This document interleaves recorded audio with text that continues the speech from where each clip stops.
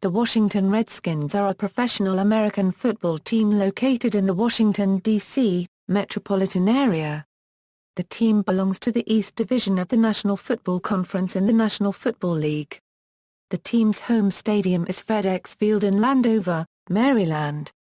Its headquarters and training facility are at Redskins Park in Ashburn, Virginia, and the newly built Redskins Complex in Richmond, Virginia, respectively. The Redskins have played more than 1,000 games since 1932.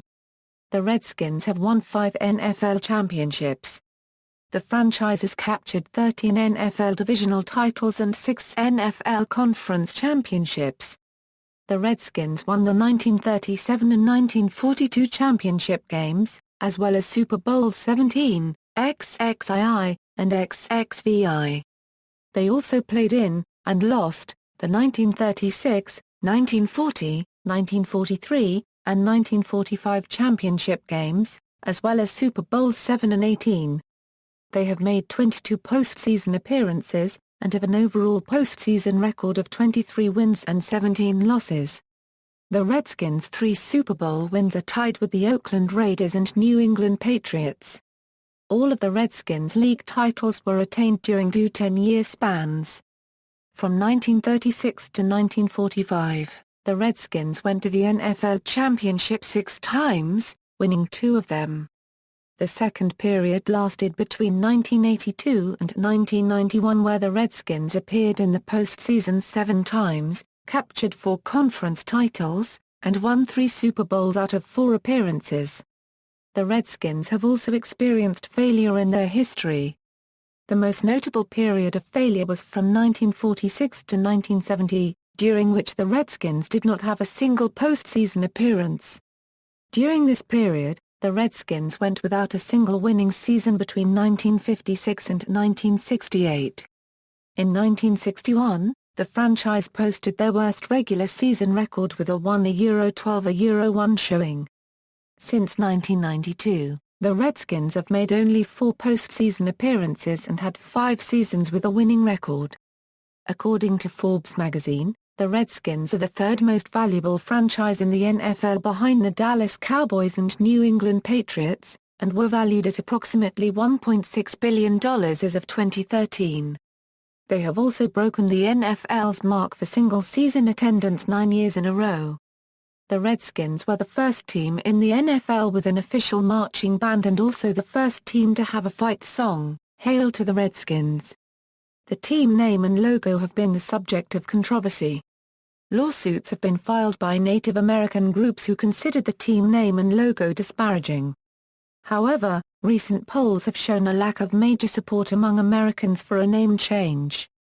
On June 18, 2014, the United States Patent Office voted to cancel the 6 Redskins trademarks in a 2-1 vote. The name was called disparaging to Native Americans by the Patent Office. Section 2(a) of the Lanham Act prohibits the registration of any mark if they are disparaging, scandalous, contemptuous, or disreputable. Franchise history. The team originated as the Boston Braves, based in Boston, Massachusetts, in 1932, under the ownership of George Preston Marshall. At the time the team played in Braves Field, home of the Boston Braves baseball team. The following year the club moved to Fenway Park, home of the Boston Red Sox, whereupon owners changed the team's name to the Boston Redskins. The Redskins relocated to Washington, D.C. in 1937. In their early years in Washington, the Redskins shared Griffith Stadium with the Washington Senators baseball team. The Redskins played and won their first game in Washington, D.C. on September 16, 1937, a victory against the Giants, 13-3. On December 5, 1937, they earned their first division title in Washington against the Giants, 49-14, for the Eastern Championship.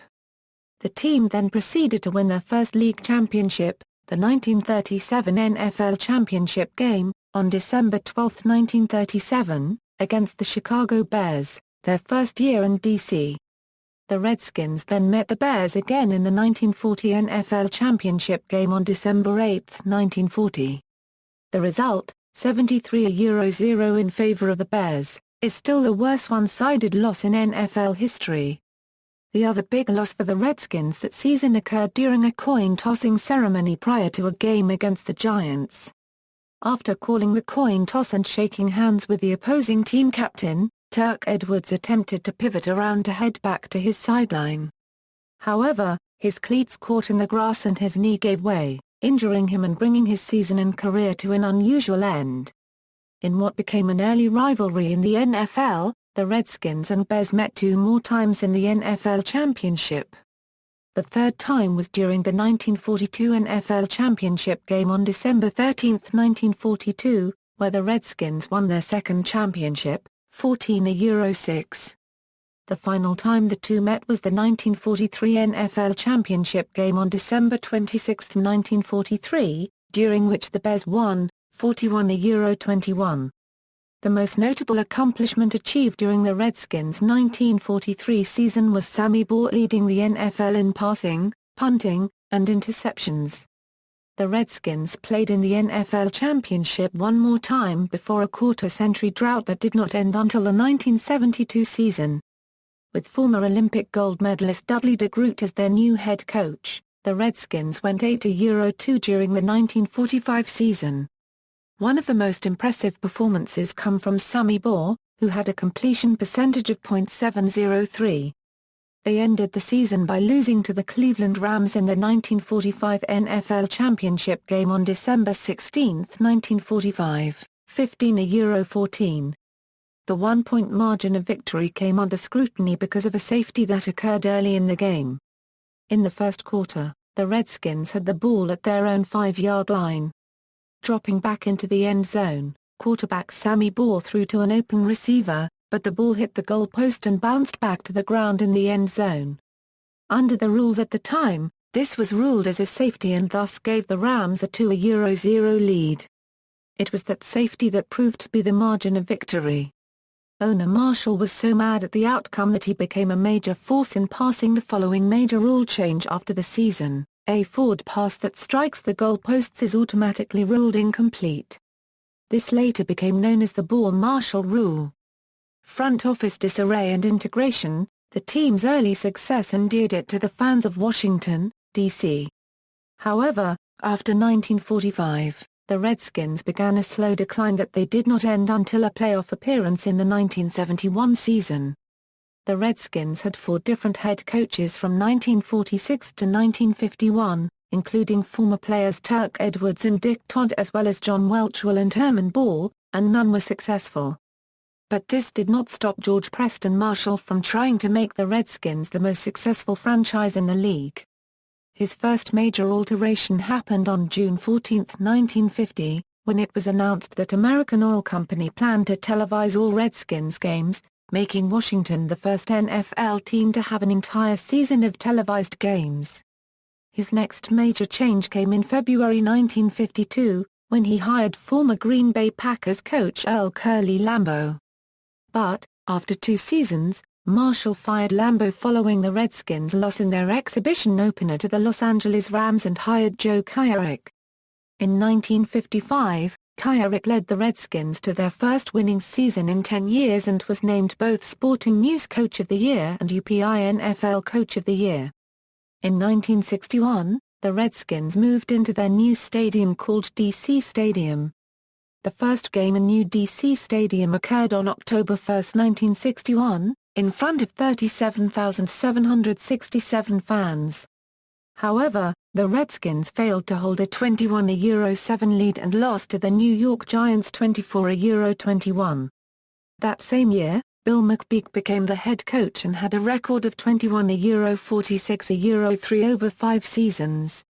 During his tenure, he helped draft future stars, wide receiver Charlie Taylor, tight end Jerry Smith, safety Paul Krause, center Len Horse, and linebacker Chris Hanburger. He also helped pull off 2 important trades, gaining quarterback Sonny Jurgensen from the Philadelphia Eagles and linebacker Sam Huff from the New York Giants. One reason for the team's struggles was disarray in the front office. Marshall began a mental decline in 1962, and the team's other stockholders found it difficult to make decisions without their boss. Marshall died on August 9, 1969, and Edward Bennett Williams, a minority stockholder who was a Washington resident and one of America's most esteemed attorneys, was chosen to run the franchise while the majority stockholder, Jack Kent Cooke, lived in Los Angeles and ran his basketball team, the Los Angeles Lakers. In 1966 Otto Graham was hired as the new head coach. Graham coached the Redskins between 1966 and 1968, but whatever magic he had as an NFL player disappeared on the sidelines as the team recorded a mark of 17-22-3 during that time period. After resigning the Redskins post in favor of Vince Lombardi, Graham returned as athletic director of the Coast Guard Academy before retiring at the end of 1984. In 1969, the Redskins hired Vince Lombardi who gained fame coaching with the Green Bay Packers to be their new head coach. Lombardi led the team to a 7-5-2 record, their best since 1955, but died of cancer on the eve of the 1970 season. Assistant coach Bill Austin was chosen to replace Lombardi during 1970 and produced a record of 6-8. Integration controversy. During most of this unsuccessful period, Marshall continually refused to integrate the team, despite pressure from the Washington Post and the federal government of the United States. On March 24, 1961, Secretary of the Interior Stuart Udall warned Marshall to hire black players or face federal retribution. For the first time in history, the federal government had attempted to desegregate a professional sports team. The Redskins were under the threat of civil rights legal action by the Kennedy administration, which would have prevented a segregated team from playing at the new D.C. Stadium, as it was owned by the U.S. Department of the Interior and thus was federal government property. In 1962, they became the final professional American football franchise to integrate. First, the Redskins drafted Ernie Davis, the first black player to win the Heisman Trophy. They also took black fullback Ron Hatcher in the 8th round, a player from Michigan State who became the first black American football player to sign a contract with the Redskins. But, in mid-December, Marshall announced that on the day of the NFL draft he had traded the rights to Davis to the Cleveland Browns, who wanted Davis to join the league's leading rusher, Jim Brown, in their backfield. Davies was traded to the Browns for running back Bobby Mitchell and 1962 first-round draft choice Leroy Jackson. The move was made under unfortunate circumstances as it turned out that Davis had leukemia, and died without ever playing a down in professional football. The Redskins ended the 1962 season with their best record in 5 years, 5-7-2. Mitchell led the league with 11 touchdowns, and caught 72 passes and was selected to the Pro Bowl. In time, Mitchell would be joined by black stars like receiver Charlie Taylor, running back Larry Brown, defensive back Brigadier Owens, and guard John Nisby from the Pittsburgh Steelers. George Allen's revival. After the death of Lombardi and Austin's unsuccessful 1970 season, Williams signed former Los Angeles Rams head coach George Allen as head coach on January 6, 1971. Partial to seasoned veterans instead of highly touted young players, Allen's teams became known as the Over-the-Hill Gang. That season, the Redskins made the playoffs for the first time since 1945 with a 9-4-1 mark, with Redskins first-year head coach George Allen winning the 1971 NFL Coach of the Year award, the second of his career, winning his first Coach of the Year award in 1967 as the head coach of the Rams. However, they lost in the divisional playoffs to the San Francisco 49ers, 24-20. The following season, the Redskins hosted their first postseason game in Washington since 1942, where they beat the Green Bay Packers 16-3 in the NFC divisional playoffs. The Redskins reached the NFC Championship game, and in a much-anticipated matchup against the arch-rival Dallas Cowboys, the Redskins would not disappoint.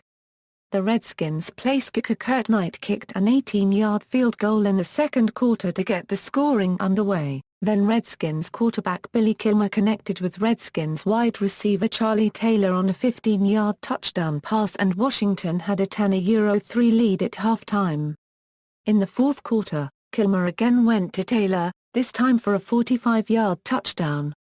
Knight added 3 more field goals that period and the over-the-hill gang defense allowed only a second-quarter field goal.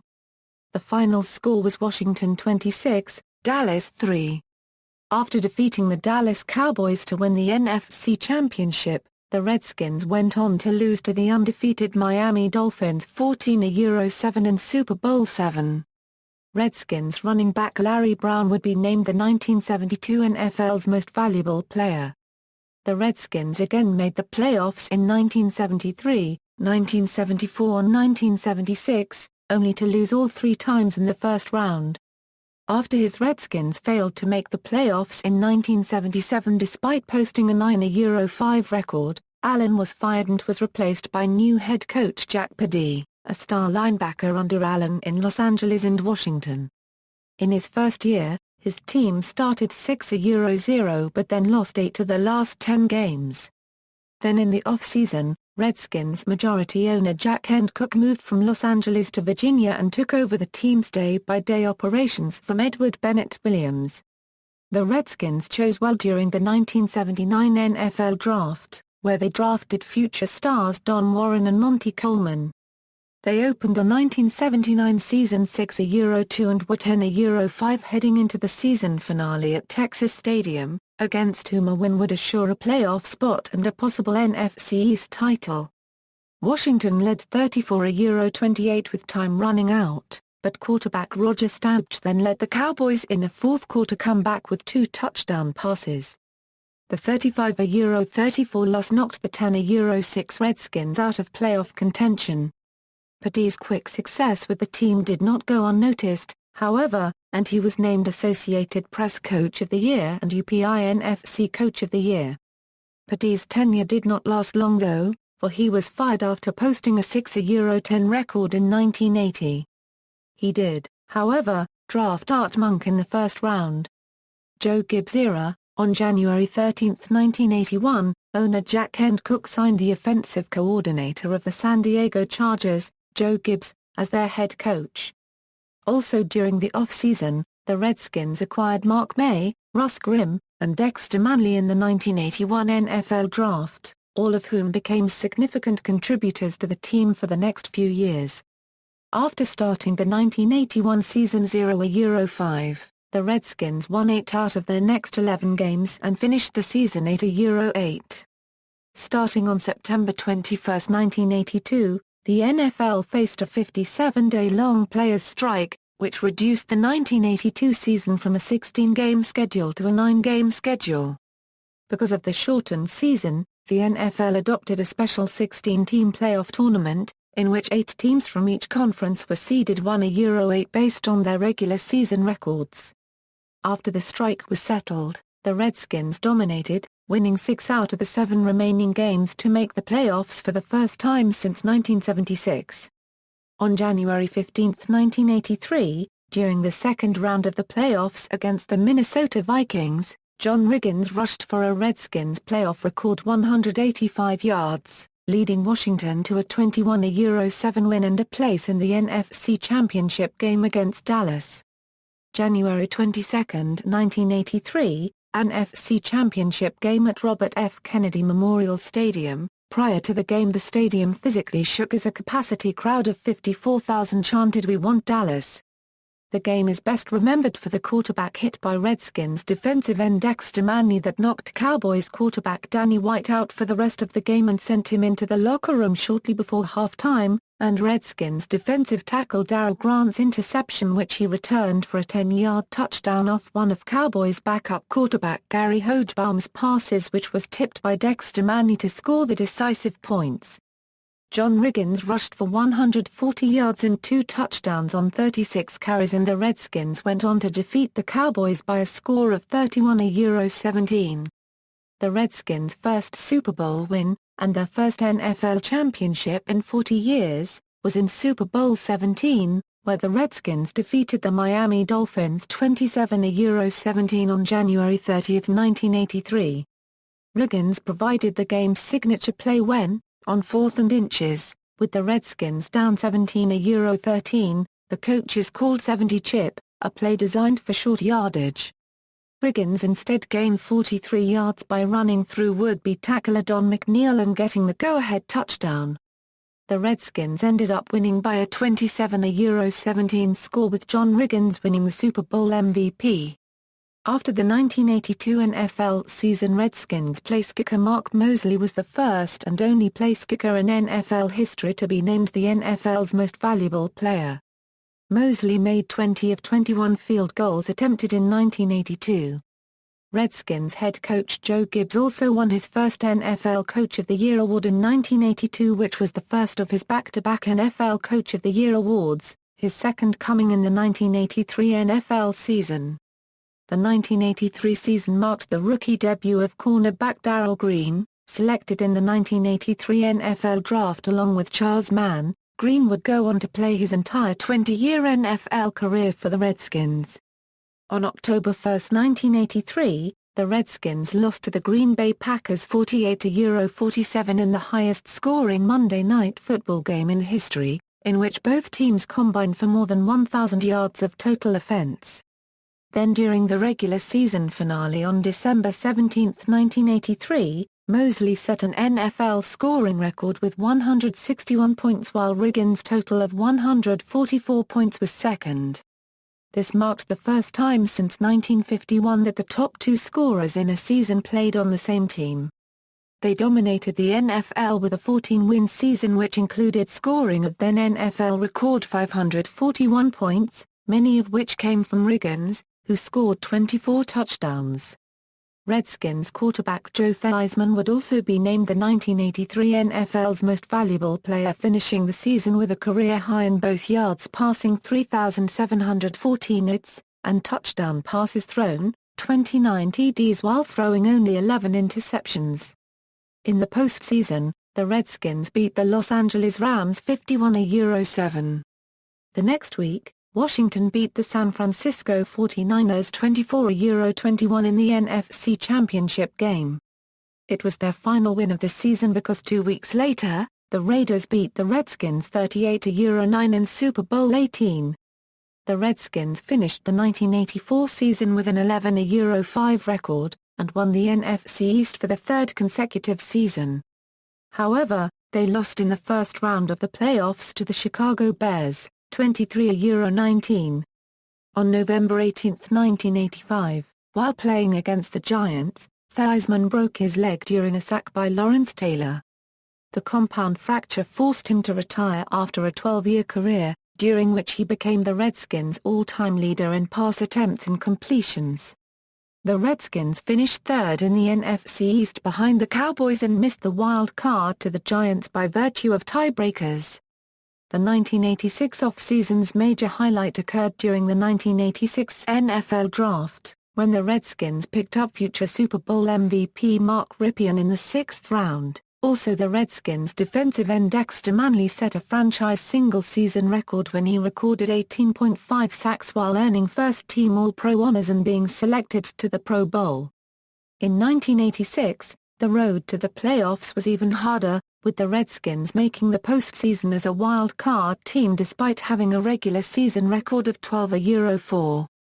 They won the wild-card playoff against the Rams, and then again in the divisional playoffs against the Bears. This game was Gibbs' 70th career, which made him the winningest head coach in Redskins history. The season ended next week, however, when the Redskins lost to the Giants 17-0 in the NFC Championship game. The 1987 season began with a 24-day players' strike, reducing the 16-game season to 15. The games for weeks 4-6 were won with all replacement players. The Redskins have the distinction of being the only team with no players crossing the picket line. Those 3 victories are often credited with getting the team into the playoffs and the basis for the 2000 movie The Replacements. The Redskins won their second championship in Super Bowl XXII on January 31, 1988, in San Diego, California. The Redskins routed the Denver Broncos 42-10 after starting the game in a 10-0 deficit, the largest come-from-behind victory in Super Bowl history, which was tied by the New Orleans Saints in Super Bowl XLIV, who trailed the Indianapolis Colts 10-0 after the first quarter, and won 31-17.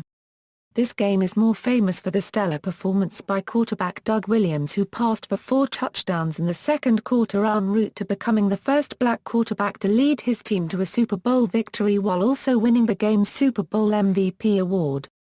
Rookie running back Timmy Smith had a great performance as well, running for a Super Bowl record 204 yards.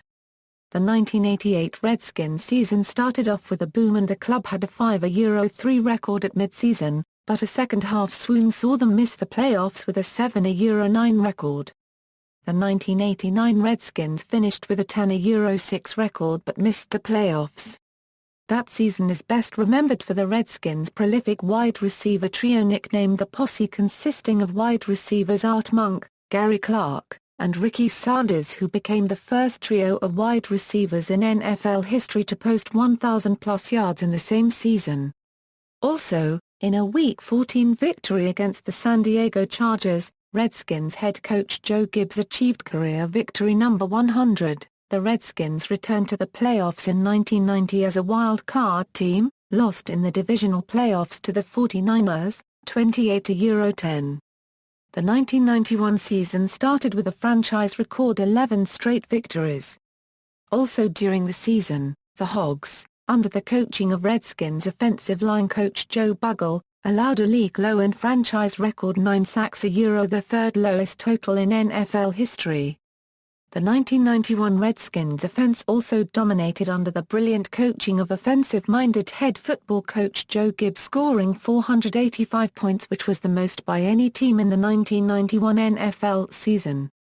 The 1991 Redskins defense was also dominant under the coaching of defensive coordinator and guru Richie Pettitburn, giving up only 224 total points, which was second best of any team in the NFL in 1991. While also not allowing a single point to opponents in 3 of the 16 games played that season. After posting a 14-2 record, the Redskins made and dominated the playoffs, beating the Falcons and Lions by a combined score of 64-17. On January 26, 1992, the Redskins won Super Bowl XXVI by defeating the Buffalo Bills 37-24, with Mark Rypien winning the game's Super Bowl MVP award. After the Super Bowl, the Redskins set another franchise record by sending 8 players to the Pro Bowl. The 1991 Washington Redskins are widely considered one of the best teams in NFL history. The Redskins' success in 1992 culminated in a trip to the playoffs as a wild card team, but they lost in the divisional playoffs to the 49ers, 20-13. The most impressive feat during the season occurred on October 12, 1992, when Art Monk became the NFL's all-time leading pass receiver against the Denver Broncos on Monday Night Football by catching his 820th career reception. The era ended on March 5, 1993, when Joe Gibbs retired after 12 years of coaching with the Redskins. In what proved to be a temporary retirement, Gibbs pursued an interest in NASCAR by founding Joe Gibbs Racing. Andover FK, after the end of Gibbs' first tenure, the Redskins hired former Redskins player Richie Pettitburn for the 1993 season. However, his first and only year as head coach, the Redskins finished with a record of 4-12. Pettitburn was fired at the end of the season, and on February 2, 1994, Nav Turner was hired as head coach after being the offensive coordinator of the Dallas Cowboys. On October 9, 1994, linebacker Monty Coleman played in his 206th career game with the Redskins, which broke Art Monk's team record for games played. On March 13, 1996, Redskins owner Jack Kent Cooke, Maryland Governor Paris Glendening, and Prince George's County Executive Wayne K. Curry signed a contract that paved the way for the immediate start of construction for the new home of the Redskins. On December 22, 1996, the Redskins played their final game at Robert F. Kennedy Memorial Stadium, a victory over the Dallas Cowboys 37-10, and finished their tenure at the stadium with a 173-102-3 record, including 11-1 in the playoffs. Death of Jack Kent Cooke and the beginning of FedExField. On April 6, 1997, Redskins owner Jack Kent Cooke died of congestive heart failure at the age of 84. In his will, Cooke left the Redskins to the Jack Kent Cooke Foundation, with instructions that the foundation sell the team. His estate, headed by son John Kent Cooke, took over ownership of the Redskins, and at his memorial service, John Kent Cooke announced that the new stadium in Landover, Maryland will be named Jack Kent Cooke Stadium. On September 14, 1997, the Redskins played in their new stadium for the first time, and beat the Arizona Cardinals, 19-13 in overtime. On November 23, 1997, they played the New York Giants and the result was a 7-7 tie, the Redskins' first tie game since the 1971 season. The result was an 8-7-1 record, and the Redskins missed the playoffs for a fifth season in a row. One bright spot during the season, however, occurred on December 13, 1997, when Darrell Green played in his 217th career game as a Redskin, breaking Monty Coleman's record for games played. The 1998 season started with a 7-game losing streak, and the Redskins finished with a 6-10 record. Daniel Snyder ownership era. After 2 seasons, John Kent Cooke was unable to raise sufficient funds to permanently purchase the Redskins, and on May 25, 1999, Daniel Snyder gained unanimous approval from league owners and bought the franchise for $800 million, a deal that was the most expensive team purchasing deal in sporting history. One of his first acts as team owner occurred on November 21, 1999, when he sold the naming rights to Jack Kent Cooke Stadium to the highest bidder, Federal Express, who renamed the stadium FedExField. In Snyder's first season as owner, the Redskins went 10-6, including a 4-game winning streak early in the season, and made it to the playoffs for the first time in Nav Turner's career in the final game of the season. Running back Stephen Davis rushed for a then-club record 1,405 yards and quarterback Brad Johnson completed a then-club record 316 passes and threw for more than 4,000 yards in regular play that season. They then beat the Detroit Lions in the first round of the playoffs, but lost to the Buccaneers, 14-13. The 2000 season started with the selection of future Pro Bowler Chris Samuels and the tumultuous LaVar Arrington in the 2000 NFL Draft and included 5 consecutive wins in the first half of the season. However, they ended up going 7-6, and on December 4, 2000, Nav Turner was fired as head coach. Terry Robisky was named interim coach to finish out the season, which ended with an 8-8 record. During the final game of the season on December 24, 2000, Larry Centers became the NFL's all-time leader in catches by a running back with 685 receptions. Marty Schottenheimer era. On January 3, 2001, the Redskins hired former Browns and Chiefs head coach Marty Schottenheimer as head coach. The 2001 season began with a loss to the San Diego Chargers, 30-3. 2 days before the September 11, 2001, attacks.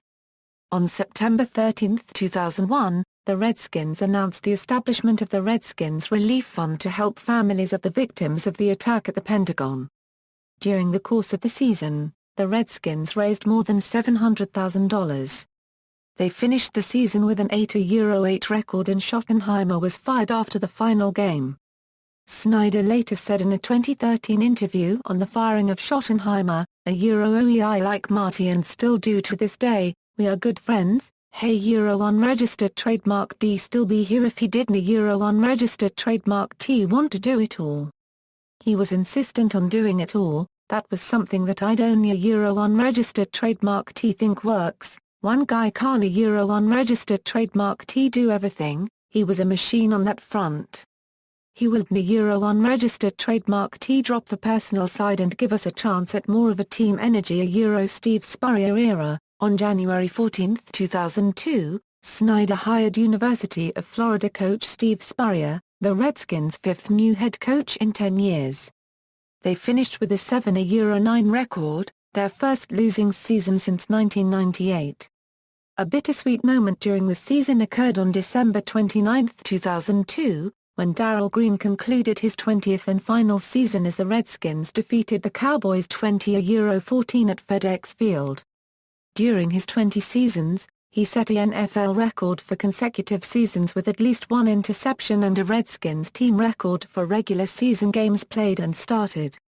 The Redskins finished the 2003 season with a 5-11 record, their worst since 1994. The one bright note of the season was on December 7, 2003, when defensive end Bruce Smith sacked Giants quarterback Jesse Palmer in the fourth quarter. With his 199th career sack, broke Reggie White's all-time NFL mark. After 2 mediocre years, Spurrier resigned after the 2003 season with 3 years left on his contract. Return of Joe Gibbs. For the 2004 season, Snyder successfully lured former coach Joe Gibbs away from NASCAR to return as head coach and team president.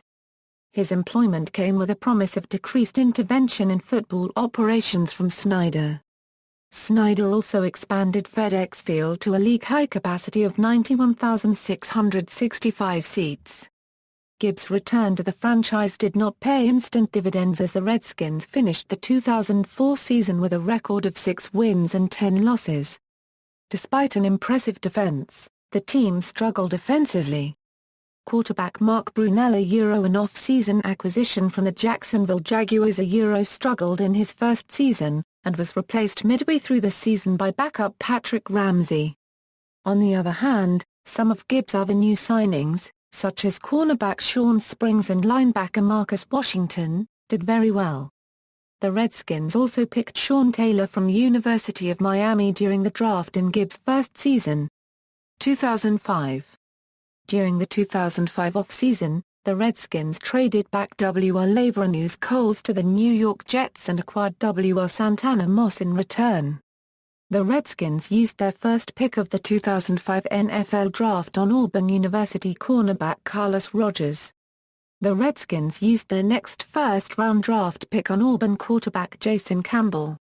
The rest of their picks included UCLA fullback Manuel White, Jr., Louisville linebacker Robert McCune, Stanford linebacker Jard Newberry, and Citadel College fullback Nehemiah Broughton.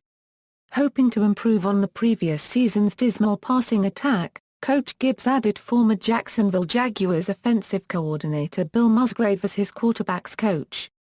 For the first time under Gibbs, the Redskins' offense utilized the shotgun formation. The team won its first 3 games, including a Monday Night Football victory over Dallas. The Monday Night Football game would go down as one of the greatest comebacks in Redskins history. Trailing 13-0 with 3:46 left in the game and facing a 4th down with 15 yards to go at the Dallas 39-yard line, QB Mark Brunell hit W.R. Santana Moss in the end zone with a pass to cut the lead to 13-7 after the PAT. After Dallas would go 3 and out on their next possession, the Redskins got the ball back at their 30-yard line. On the next play, Mark Brunell hit Santana Moss again and he went untouched into the end zone for their second touchdown, a 70-yard bomb. The Redskins led 14-13 and held off Dallas' last drive to preserve the come-from-behind win. The Redskins then fell into a slump, including 3 straight losses in November, which lessened the chances of the team making the playoffs. However, 5 consecutive victories at the end of the season allowed Washington to finish the season at 10-6, qualifying for the playoffs as a wild-card team. They opened the playoffs on the road against the NFC South champion Tampa Bay Buccaneers on Saturday, January 7, 2006. They won the rematch by a final score of 17-10, after taking an early 14-0 lead, which they later seemed to have squandered until replay evidence showed that an apparent touchdown that would have tied the game was in fact an incomplete pass. In that game, the Redskins broke the record for fewest offensive yards gained in a playoff victory, with one of their 2 touchdowns being from a defensive run after a fumble recovery. The following weekend, they played the Seattle Seahawks, who had received a first-round bye. The Seahawks defeated the Redskins 20-10, ending the Redskins' hopes of reaching their first NFC Championship game since 1991. 3 team records were broken during the 2005 season. Clinton Portis set the Redskins' record for rushing yards in a season with 1,516 yards, breaking Stephen Davis's 2001 mark of 1,432 yards, and Santana Moss's 1,483 receiving yards broke Bobby Mitchell's 1963 record of 1,436 yards. Chris Cooley's 71 receptions broke Jerry Smith's season record for a Redskins tight end. 2006. The inconsistency of the offense during the 2005 season resulted in Gibbs hiring offensive coordinator Al Saunders as the associate head coach offense. Saunders came from a similar background as Gibbs through being mentored under Don Coryell and was thought to be able to make the offense become more efficient. Saunders would serve as the primary play caller. Because of this, it was believed that Gibbs would have the role of head coach CEO with the Redskins in 2006 and would largely deal with personal matters, as well as having more time to focus on special teams and defense, while Saunders would supplement Gibbs with the offense. Gibbs also added former Buffalo Bills defensive coordinator Jerry Gray to his staff as secondary cornerbacks coach. Gibbs did lose quarterbacks coach Bill Musgrave to the Atlanta Falcons over the summer of 2006. After bringing in new faces Brandon Lloyd, Antoine Randall L., Adam Archuleta and Andre Cutter with lucrative contracts and lucrative bonuses in the 2005-06 off-season, expectations for the Redskins were high. The expectations would in no way be met. The Redskins struggled every week to stay close in games and hold leads. The Redskins lost a close season opener to the Minnesota Vikings 19-16. However, the season turned for the worse quickly. The Redskins played another primetime game the very next week against the hated rival Dallas Cowboys on Sunday Night Football and fell flat on their face, losing 27-10. The Redskins seemed to turn it around after that, routing the Houston Texans 31-15 and quarterback Mark Brunell setting a then NFL record by completing 22 consecutive passes. The Redskins then defeated the highly regarded Jacksonville Jaguars in overtime 36-30. However, this two-game win streak would be the high point. The Redskins entered the next week favored over the slumping rival New York Giants and fell again, being demolished 19-3. The Redskins then hosted the winless Tennessee Titans at home, and lost 25-22, allowing Vince Young to win his first career start. After a loss to Indianapolis Colts, the Redskins returned home for a second jab at the Cowboys. The Redskins rallied to tie the game at 19-19. However, the Cowboys were on their way to victory and lined up for a 38-yard field goal attempt by renowned kicker Mike Vanderjagt. When the kick went up, it was blocked by Troy Vincent and returned by Sean Taylor to the Cowboys' 47-yard line as time expired, apparently sending the game to overtime. But a face mask on Dallas allowed newly signed kicker Nick Novak attempt a 49-yard field goal on an untimed down. He squeezed it through the uprights and the Redskins won the game 22-19. The next week, the Redskins traveled to Philadelphia to take on the rival Philadelphia Eagles and fell flat again, falling 27-3. After this, Joe Gibbs replaced Brunell with young quarterback Jason Campbell. The Redskins continued to lose games by close margins and blow late leads, winning only 2 of its final 7 games, and finishing the season 5-11, last in the NFC East. Analysts differ on exactly why the 2006 season was such a failure. Some point to free agent signings such as strong safety Adam Archuleta and wide receiver Brandon Lloyd. Others point to the disconnect between the offensive philosophies of Gibbs and Saunders, Gibbs preferring a power-running scheme while Saunders desired an aggressive pass-oriented style. Many look to the breakdowns in defensive coordinator Greg Williams' system, while some point to specific player breakdowns in the porous secondary such as the struggles of defensive backs, allowing a league-high 30 TD passes, and accumulating an NFL-low 6 interceptions. The defense went from 7th overall in 2005 to 29th in 2006. 2007. The 2007 Washington Redskins season was the team's 75th season, and saw the team achieve a record of 9-7 and a playoff appearance. This was an improvement over the 2006 season in which they went 5-11 and finished last in the NFC East. The Redskins began the 2007 season by winning ugly, starting the season off 2-0. The Redskins kept winning and losing close games, the only exception to this a 34-3 rout of the Detroit Lions. The Redskins continued to win ugly and lose ugly to be 5-3 at the halfway mark. However, the Redskins would begin to collapse. The Washington Redskins lost their next 3 games to fall to 5-6. On Monday, November 26, 2007, Redskins superstar, Sean Taylor was shot by intruders early in the morning in his Miami home. The next morning, Sean Taylor died from severe blood loss. The heartbreak continued for the Washington Redskins, taking a 9-2 half-time lead against the Buffalo Bills, and eventually a 16-5 lead. However, the Bills cut the lead to 16-14, and got into position with just 8 seconds remaining to win the game.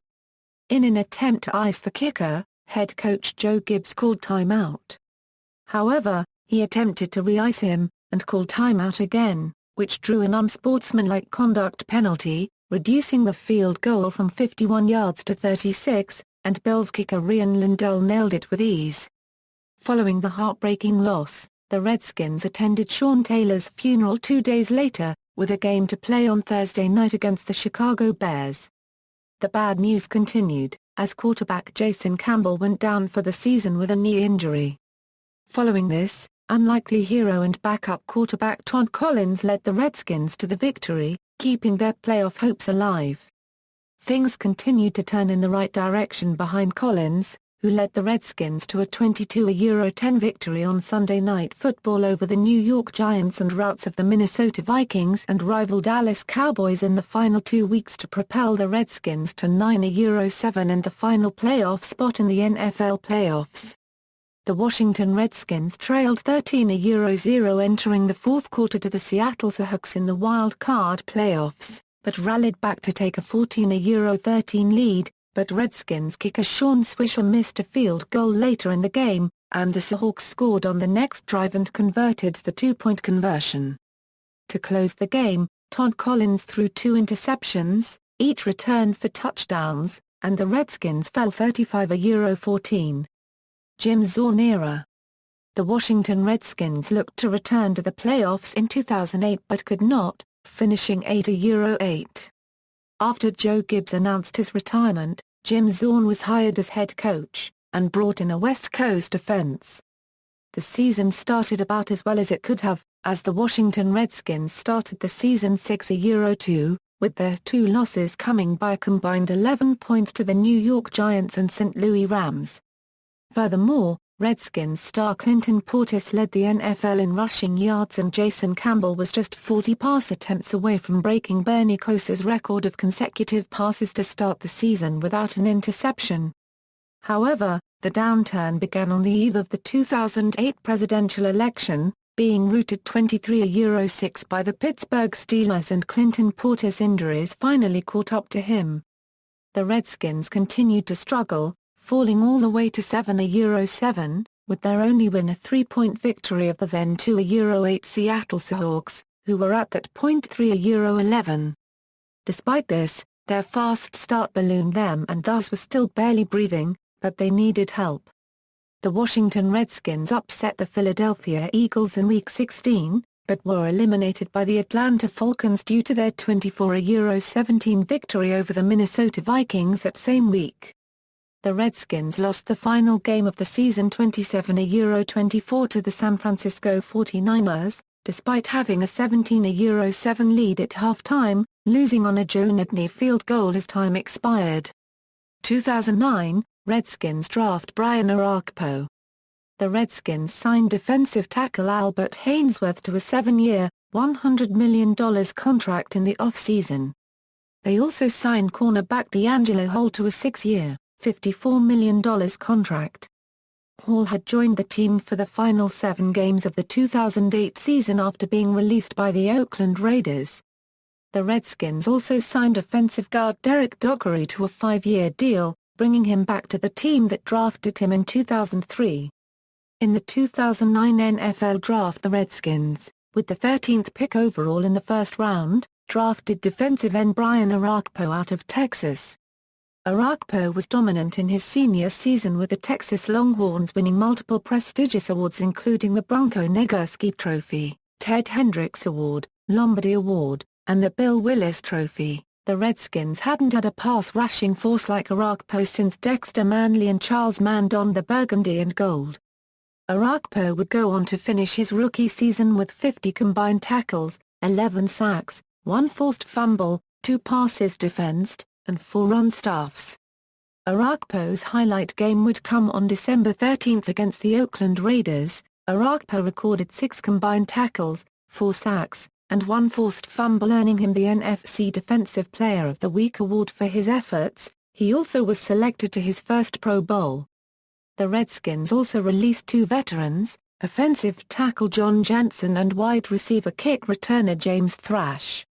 In addition, the Redskins selected University of Kentucky defensive end Jeremy Jarman in the 3rd round of the supplemental draft. After starting the season 2-3 with all winless opponents, the Redskins hired former NFL offensive coordinator Sherman Lewis as an offensive consultant. Following a close loss to the Kansas City Chiefs, Lewis was promoted to play-calling duties with coach Jim Zorn was stripped of those duties. Despite huge controversy of the job security of Coach Zorn, Vinny Cerrato had stated that Zorn will be the coach of the Redskins for the remainder of the season. However, Zorn and Campbell would outlast Cerrato himself, as he resigned after Week 14. While at the time it was stated in the press that Cerrato resigned, in a January 2013 interview with the Washington Post, Snyder stated he had in fact fired Cerrato for allowing him to hire the unqualified Jim Zorn as the head coach. 3 days before the Monday Night Football game against the New York Giants, the Redskins hired former Tampa Bay Buccaneers general manager Bruce Allen. Despite the fanfare surrounding the Redskins after hiring the son of George Allen, the man who began the winning tradition in Washington, the Redskins were routed 45-12. Being swept by the Giants for the 3rd time in 4 years. The Redskins finished their 2009 season on January 3, 2010 with a 23-20 loss to the San Diego Chargers. The next day, in the early morning, head coach Jim Zorn was fired. They finished with the 2009 season with a 4-12 record. Mike Shanahan era. On January 5, 2010, Mike Shanahan agreed to a 5-year contract with the Redskins and announced that he would bring his son, Kyle, from Houston to be offensive coordinator, and ex-NFL head coach Jim Haslett for the defensive coordinator position. Other major changes in the coaching staff included retirement of longtime offensive line coach Joe Buggle and defensive coordinator Greg Blash. Jim Haslett made a major change to the defensive scheme, switching from the traditional 4-3 defense to a 3-4 defense, a move which drastically changed the Redskins' plans for defensive personnel. Ahead of free agency, general manager Bruce Allen cut 10 players off the roster, including notables Antoine Randall and Fred Smoot. Early in his tenure at Washington, Mike Shanahan entered into a heated controversy with star defensive lineman Albert Haynesworth. Haynesworth, unhappy with the prospect of playing the position of nose tackle in the new 3-4 defense, did not attend off-season team activities or mandatory minicamp. Shanahan refused to let Haynesworth practice at preseason camp until he passed a fitness test. Haynesworth was unable to pass this test for several weeks, during which the divide between him and Shanahan grew deeper. On December 7, 2010, Haynesworth was suspended for the last 4 games of the season for conduct detrimental to the team, after he told general manager Bruce Allen that he refused to speak to coach Shanahan after Shanahan made Haynesworth inactive in Week 13 for poor practice the week prior. Shanahan said the suspension followed a refusal by Haynesworth to cooperate in a series of ways and not only because of the practice absence. On April 4, 2010, the team acquired Pro Bowl quarterback Donovan McNabb from the division rival Philadelphia Eagles in exchange for a second-round pick in the 2010 draft and a third- or fourth-round pick in 2011. On April 22, 2010, in the 2010 NFL Draft, The team selected All-American Oklahoma tackle Trent Williams with the 4th overall pick. Also during the 2010 draft, they traded their former starting quarterback Jason Campbell to the Oakland Raiders for a 2012 4th-round draft pick. The Redskins won their season opener, 13-7, at FedExField against the Dallas Cowboys on September 12, 2010. The game was also Coach Shanahan's debut with the team. On October 24, 2010, during a game at Soldier Field against the Chicago Bears, DeAngelo Hall, with 4, tied a team single-game pass interception record with former Redskin Sammy Baugh. The Redskins went on to win the game 17-14 and earned Hall a Pro Bowl spot with his performance. On December 17, only 3 days before the Redskins traveled to Dallas, Coach Shanahan announced that McNabb would no longer be the starting quarterback, and he was benched in favor of Rex Grossman.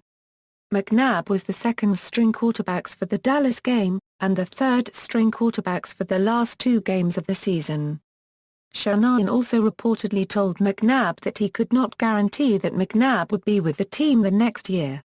In the game against Dallas, Grossman threw for 322 yards, 4 touchdowns and 2 two-point conversions, yet he turned the ball over 3 times. It was not enough, however, to overcome the Cowboys, who won 33-30. The Redskins finished the season with a 6-10 record. 2011, the end of Albert Haynesworth. At the conclusion of the 2010 season, Mike Shanahan stated that the Redskins were going to revamp their roster in the coming off-season via trades, free agency and the draft. On February 28, after finishing the last 3 seasons on IR, the Redskins released Clinton Portis, due to the $8 million he was scheduled to make next season. The Redskins then released veteran guard Derek Dockery and linebacker Andre Carter. On March 3, the Redskins signed O.J. Atogwe to a 5-year contract.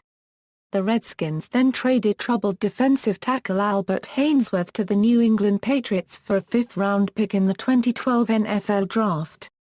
The Redskins then traded quarterback Donovan McNabb to the Minnesota Vikings for 2 6th-round draft picks. The Redskins chose not to re-sign their 2005 first-round draft pick Carlos Rogers, who later signed with the San Francisco 49ers. In the 2011 NFL Draft, the Redskins traded the 10th overall pick to the Jacksonville Jaguars for the 16th pick, among others, and selected defensive end Ryan Kerrigan from Purdue. Kerrigan won the Bill Willis Trophy his senior season while also becoming the Big Ten Conference's all-time leader in forced fumbles with 14, which also tied the Football Bowl subdivision career record of 14 forced fumbles. Kerrigan was also awarded Purdue Euro Unregistered Trademark SA Euro OE Pitbull Award Euro in 2009, which was given to the player that exemplified and displayed tenacity and tough play. During his rookie season with Washington, Kerrigan would go on to record 63 combined tackles, 7.5 sacks, 4 forced fumbles, 4 passes defensed, 4 run stuffs, and 1 interception that he returned for a 9-yard touchdown in Week 1 against the Redskins' NFC East Division rival New York Giants. During the 2011 NFL season, Redskins outside linebacker Ryan Kerrigan along with fellow Redskins outside linebacker Brian Arakpo earned the nickname Karakpo for being the Redskins' dynamic pass-rushing duo, of which the likes the Redskins had not had since the pass-rushing duo of Dexter Manley and Charles Mann during the 1980s. The Washington Redskins also made a habit of trading down and acquiring more, later-round picks in the draft. The team entered the draft with 7 picks and ended up making a total of 12 selections. The Redskins selected Jarvis Jenkins, a defensive tackle from Clemson University in the 2nd round. Mike Shanahan addressed this selection in a post-draft interview, saying that Jenkins will transition to a defensive end in the 3-4 defensive scheme that Jim Haslett runs. The Redskins then drafted Leonard Hankerson, a wide receiver from the University of Miami in the 3rd round. In the 3rd preseason game against the Ravens, Jenkins tore his ACL in the 1st quarter, resulting in an end to his promising rookie season. On September 4, 2011, after final roster cuts were made, the Redskins kept 8 out of the 12 picks they drafted, sending Jarvis Jenkins to the IR, and 3 picks to the practice squad, meaning that all 12 draft picks are still in the Redskins organization. On the 10th anniversary of the September 11 terrorist attacks which impacted both the cities of New York and Washington, D.C., the Redskins won their season opener, 28-14, at FedExField against the New York Giants. The game also featured an interception for a touchdown by 2011 first-round draft pick Ryan Kerrigan against quarterback Eli Manning of the Giants. During Week 6, QB Rex Grossman was benched in favor of backup John Beck after throwing 4 interceptions. John Beck was then given the nod by coach Mike Shanahan to start the following week. Beck started the next 3 games going 0-3, and was finally benched after Shanahan realized that while Beck's mobility was exceptional and superior to Grossman's, he did not have the range of Grossman. Running back Tim Hightower played well starting in 5 of the Redskins' 6 games, in which he rushed for 321 yards on 84 carries with 2 total touchdowns. Hightower was placed on injured reserve due to a torn ACL. Afterward, Coach Shanahan began splitting reps between AB Ryan Torrane and rookie AB Roy Helu. Torrane showed inconsistency throughout the season, despite a good start against the Rams which he rushed for over 100 yards and 1 touchdown. On November 6, 2011 in his first career start, Helu broke the Redskins' all-time record for receptions in a game with 14 catches, in a loss against the San Francisco 49ers. On November 27, 2011, Helu rushed for a Redskins rookie record 108 yards on 23 carries and a touchdown against the Seattle Seahawks' top 10 ranked run defense. He was then named the full-time starter by Coach Shanahan, and responded with 3 consecutive 100-yard performances. Following his 126-yard performance against the New England Patriots, Helu led all active rookies in rush yards. His streak of 3 consecutive 100-yard games is the most by any Redskins rookie in franchise history. A record he was unable to extend to 4 games due to an injury he sustained. During Week 16 against the Vikings, rookie AB Evan Royster made his first career start rushing for 132 yards on 19 carries while Helu was nursing an injured knee and toe. After Week 13 the Redskins were informed that starting TE Fred Davis and Lieutenant Trent Williams would be suspended for the rest of the season for failing consecutive drug tests. On December 27 RB Ryan Torrane was released and the Redskins activated W.R. Aldrick Robinson, their 6th pick, from the practice squad, making 11 of the Redskins' 2011 draft picks on the 53-man roster. The Redskins finished the season at 5-11, which was the worst season recorded for Coach Shanahan. 2012, arrival of Robert Griffin III. The long-awaited arrival of the practice bubble at Redskins Park has been completed in early 2012. This is the first time in Redskins history that they have used a practice bubble. During inclement weather in the past, the team was forced to practice indoors and at a local airport hangar. Former Redskins defensive end, Philip Daniels, was hired as the new Director of Player Development on February 17, 2012. On March 2, 2012 the Redskins announced that they had placed a franchise tag on Fred Davis. On March 9, 2012, the Redskins agreed in principle to trade their first-round and second-round picks in the 2012 NFL Draft, as well as their first-round picks in the 2013 and 2014 NFL Drafts, to the St. Louis Rams for their second overall draft pick in 2012. They proceeded to select Robert Griffin III, after the Indianapolis Colts selected Andrew Luck from Stanford University with the first overall pick. Griffin III would go on to complete 65.6% of his passes for 3,200 yards, 20 touchdowns, and only 5 interceptions while also having a 102.4 passer rating, which would be the highest rookie QB passer rating in NFL history. Griffin III also rushed for 815 yards and 7 touchdowns, becoming only the 6th quarterback in NFL history to rush for at least 800 yards. He also won the 2012 NFL Offensive Rookie of the Year award for his outstanding play and was selected to his first Pro Bowl, but did not participate due to injury. On March 12, 2012, The NFL Commission fined the Redskins $36 million in cap space over 2 years because of the organization's approach to structuring contracts in the 2010 NFL season, when there was no salary cap. On March 26, 2012, the Redskins and the Dallas Cowboys, who were penalized $10 million in cap space, filed a grievance against NFL and the NFLPA to attempt to overturn their cap space penalties. The joint grievance was dismissed on May 22, 2012. Pierre Garrett-Section and Josh Morgan were the first two free agent signings that the Redskins made for the 2012 season. Veteran kicker Neil Rackers was also signed to compete with inconsistent starter, Graham Gano. The team re-signed defensive co-captain, London Fletcher, to a 5-year deal that expires in 2. The Redskins also proceeded to re-sign last season's starters, Tim Hightower, Will Montgomery, Adam Karaika, and Corey Lichtensteiger during the off-season. They decided to not re-sign LaRon Landry, making him the third player who was a first-round draft pick of the Washington Redskins to leave the team since the Shanahan administration. The first being Campbell and the second being Rodgers. Landry would later sign a 1-year deal with the New York Jets. The Redskins released veteran fullback, Mike Sellers, and last season's starters, Washi Omoguatogui and Jabbar Gaffney. Despite being the team's leader in receiving yards, Gaffney was cut after the team failed to trade him. His leaving of the team was expected due to the additions of free agent wide receivers, Garrett-Section and Morgan, and the expectancy of second-year receiver, Leonard Hankerson, to emerge as a threat for the 2012 season. The most surprising release of the season was starting tight end, Chris Cooley, on August 28, 2012.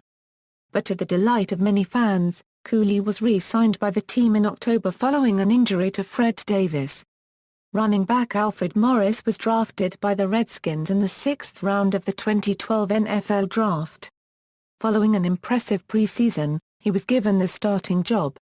In an important game against the New York Giants on December 3, 2012, Morris became only the second rookie in Redskins history to gain 1,000 rushing yards in a season, ultimately finishing the regular season with 1,613 rushing yards, which would be a Redskins single-season rushing record, and the second most rushing yards in the league in 2012, only behind Adrian Peterson. Redskins outside linebacker Brian Orakpo tore his left pectoral muscle in Week 2 against the St. Louis Rams on a play in which he had a sack and forced fumble. It was the same muscle he injured the previous season in the final game against the Philadelphia Eagles. Head coach Mike Shanahan confirmed the next day that Orakpo would have surgery and miss the remainder of the season and be placed on the injured reserve list. Orakpo's injury highlighted a slew of injuries suffered by the Redskins in 2012. The Redskins would go on to make the 2012 Euro 13 NFL playoffs after winning their final 7 games of the season en route to winning their division championship for the 13th time in franchise history, including defeating the Dallas Cowboys on Thanksgiving Day by a score of 38-31. This marked the first time the Redskins had won at Cowboys Stadium as well as the first time Washington had defeated the Cowboys on Thanksgiving, previously 0-5 to their arch-rival on Thanksgiving Day. Agiyi completed 19 of 27 passes for 304 yards and had 4 touchdown passes and 1 interception on his way to winning the Galloping Gobbler Award issued to the player deemed to have had the best performance in the game. Alfred Morris also had 113 yards rushing on 24 carries and 1 touchdown, while the Redskins defense intercepted 2 passes from Cowboys quarterback Tony Romo and sacked him a total of 3 times.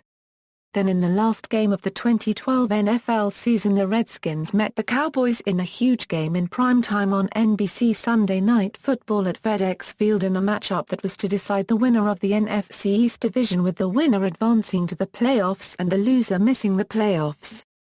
The Redskins would not disappoint the home crowd and put on a show, winning the game 28-18 behind a spectacular performance by Redskins rookie running back Alfred Morris, who rushed for 200 yards and 3 touchdowns on 33 carries, while the Redskins offensive line only gave up 1 sack the entire game and held Cowboys defensive stalwart DeMarcus Ware, who was playing with a hurt shoulder and elbow, to 0 sacks and just 1 assisted tackle. The Redskins defense, led by London Fletcher's 11 total tackles, 2 sacks, and 1 pass defensed, confused and rattled Cowboys quarterback Tony Romo all game long. The Redskins' defense had 2 sacks and 3 interceptions in the game, with the final one being the most costly, with Dallas trailing 21-18 late in the fourth quarter from the Cowboys' own 29-yard line. Romo threw a pass to the flat intended for Cowboys running back DeMarco Murray, which was intercepted by Redskins outside linebacker Rob Jackson, who was pretending he was going to blitz on the play but at the last second dropped into coverage, fooling Tony Romo to make the game-changing interception on a play designed by Redskins defensive coordinator Jim Haslett, propelling the Redskins to their first playoff appearance since 2007 and their first NFC East title since 1999. The Redskins would go on to face the Seattle Seahawks in the wild card round of the 2012 Euro 2013 NFL playoffs. The Redskins quickly jumped out to a 14-0 lead on the Seahawks in the first quarter, but Redskins quarterback Robert Griffin III would tweak a previous knee injury he got against the Baltimore Ravens earlier in the season while scrambling to pick up a first down. He was hit by the Ravens' 350-lb defensive tackle Haloti Ngata, causing his knee to bend awkwardly and spraining his LCL. Griffin III would try his best though to lead his team to victory and stayed in the game and played through the pain. Although he was not very effective, he showed courage up to the moment. On a bobbled snap, his knee gave out from underneath him and he tore his LCL and ACL. The loss of RGII proved to be too much for the Redskins to overcome, and eventually succumbed to the Seahawks 24-14. Griffin III had surgery on January 9, 2013 performed by Dr. James Andrews, and both his LCL and ACL were repaired. Griffin then vowed to return better than ever for the Redskins' 2013 season opener against the Philadelphia Eagles. The next off-season was storylined by his recovery and relationship with head coach Mike Shanahan. Prince George's County and D.C. officials were reportedly making a play to lure the Redskins back to their respective areas for training camp at either RFK Stadium or Boise State University. However, starting in 2013, the Redskins will relocate their summer training camp to Richmond, Virginia. 2013, year of disappointment. After winning the NFC East in the previous season, hopes were high for a repeat in 2013. However, these hopes were in vain, as poor play and controversy stirred during the entire year, leading to the disastrous record of 3-13. This was the worst record the Redskins have posted since 1994. Even though most players had a down year compared to last season, Pierre Garçon had his greatest season statistically yet. Garçon eventually broke Art Monk's 29-year-old franchise record for catches in a single season. Garçon had 113 catches total, which broke Monk's 106 catches in 1984 by 7. The Washington Redskins fired Shanahan and most of his staff on December 30, 2013. Jay Gruden era. On Thursday, January 9, 2014, the Redskins hired Jay Gruden as their head coach. Gruden becomes the 8th head coach of the team since Daniel Snyder purchased the franchise in 1999. Logos and uniforms. The Washington Redskins' primary colors are burgundy and gold. Continuously from 1961 through 1978, the Redskins wore gold pants with both the burgundy and white jerseys, although details of the jerseys and pants changed a few times during this period. Gold face masks were introduced in 1978 and remain to this day. Previous to that they were gray. From the start of the Joe Gibbs era until 2010, the Redskins were one of 3 NFL teams that primarily wore their white jerseys at home. The tradition of wearing white jerseys over burgundy pants at home, which is considered the classic look, was started by Joe Gibbs when he took over as coach in 1981. Gibbs was an assistant for the San Diego Chargers in 1979 and 1980, and the Chargers wore white at home during the tenure of coach Don Coryell in the late 1970s and early 1980s. From 1981 to Euro 2009, their burgundy jerseys were primarily used when the opposing team decided to wear white at home, which comes mostly against the Dallas Cowboys and occasionally the Philadelphia Eagles, and was normally worn over white pants. It was and is also worn on the road against other teams that like to wear white at home for games occurring early in a particular season. From 1981 through 2000, the Redskins wore their white jerseys over burgundy pants at home almost exclusively. In 1994, as part of a league-wide celebration of the NFL's 75th anniversary, during certain games the Redskins wore special uniforms which emulated the uniforms worn by the team in its inaugural season as the Washington Redskins, 1937. Both worn over gold pants, the burgundy jerseys featured gold numbers bordered in white and the white jerseys featured burgundy numbers bordered in gold. The most distinctive feature of both colors of the jersey was the patches worn on both sleeves, which were a reproduction of the patches worn on the full-length sleeves of the 1937 jerseys. Worn with these uniforms was a plain burgundy helmet with a gold face mask. In 2001, the Redskins wore burgundy for all home games in the preseason and regular season per a decision by Marty Schottenheimer, their coach for that year.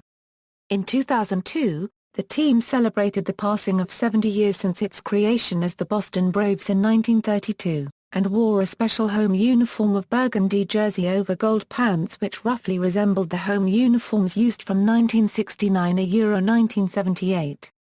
The helmets used with this special home uniform during that year were a reproduction of the helmets used by the team from 1965 to 69. This special home uniform was also worn during one game in 2003. In 2004, when Joe Gibbs became the coach of the Redskins once again, the team switched back to wearing white jerseys at home. In Gibbs's 16 years as head coach, the team never wore burgundy jerseys at home. Their white jerseys have provided three basic color combinations, two of which have been previously alluded to in this article. The last combination consists of both white jerseys and pants. That particular combination surfaced in the first game of the 2003 season, when the team was coached by Steve Spurrier, during a nationally televised game against the New York Jets, which led many sports fans and Redskins faithful alike to point out that they had never seen that particular combination before. That year the Redskins wore it 2 more times. That look didn't appear again until midway through the 2005 season when the Redskins wore it in a road game against the St. Louis Rams. The Redskins won 6 straight games, including one in the playoffs against the Tampa Bay Buccaneers, wearing that combination, and the local media jokingly pointed out that the reason the Redskins were winning was their use of the white over white combination. In the NFC divisional playoff game against the eventual 2005 NFC champion Seattle Seahawks, the Redskins wore the all-white uniforms, in hopes that they could keep their streak going. However, they lost 20-10. The Redskins continued to wear the white jerseys and white pants into the 2006 preseason. In the 2006 season, the Redskins started wearing black cleats, something that hadn't been done for quite a while. It was a surprise because they wore white cleats during the preseason. They would have to wear that color for the rest of the season, because the NFL usually asks teams to choose either black or white cleats to be worn throughout the season. After the white over white period which lasted from the mid-late 2005 season into 2006, the classic uniform of white jerseys over burgundy pants reappeared on November 26, 2006, in a home game against the Carolina Panthers. The decision to return to the classical look may have symbolized a desire by the team to turn a new page on their 2006 season, which had been very lackluster previous to that game, the period of success with the white jerseys over white pants having come to an end the previous season.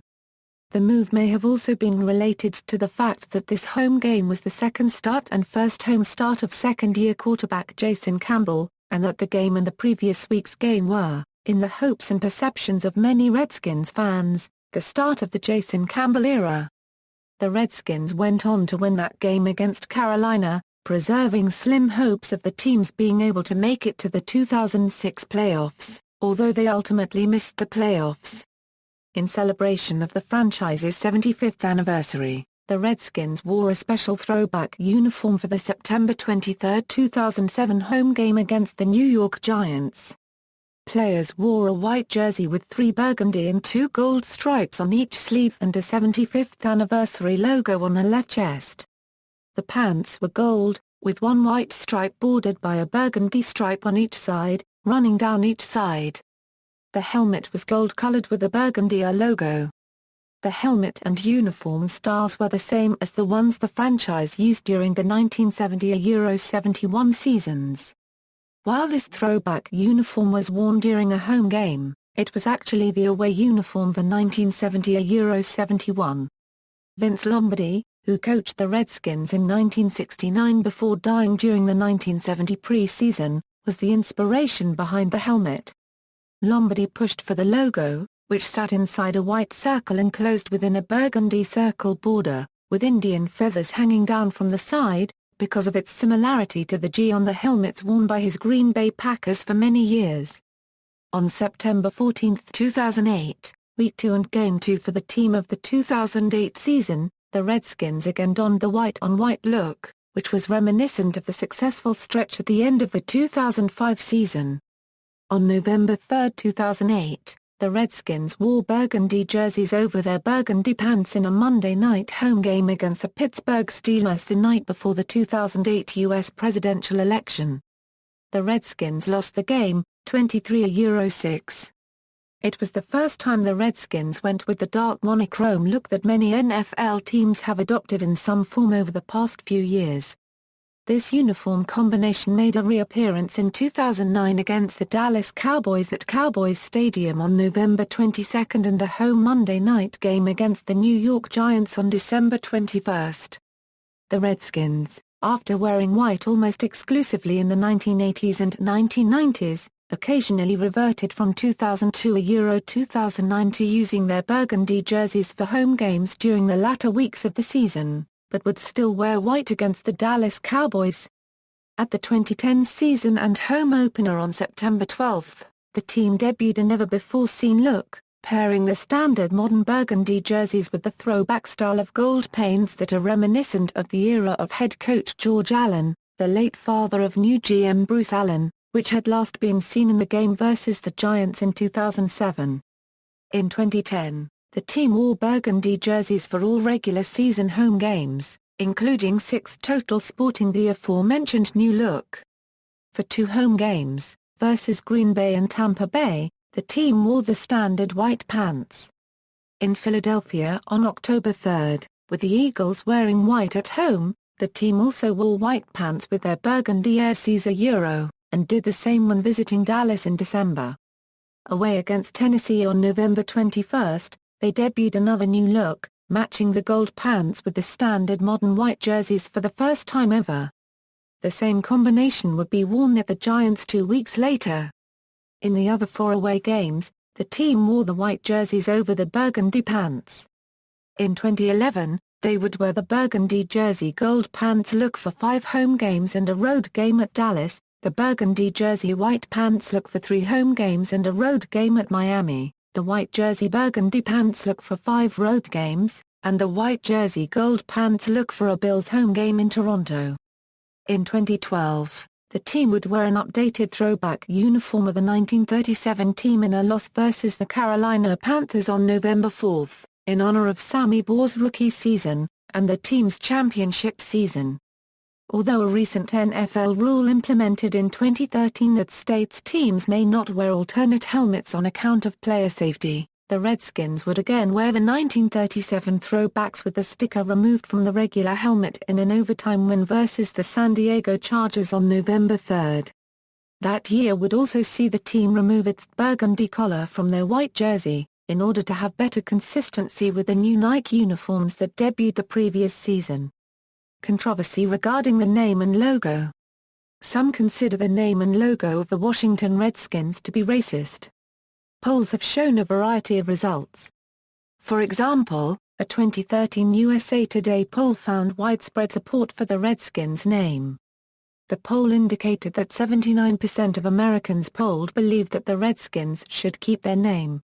Likewise, an October 2013 study by market research firm Savata found that just 19% of respondents supported a name change for the Redskins, while 30% did not, and 51% had no opinion.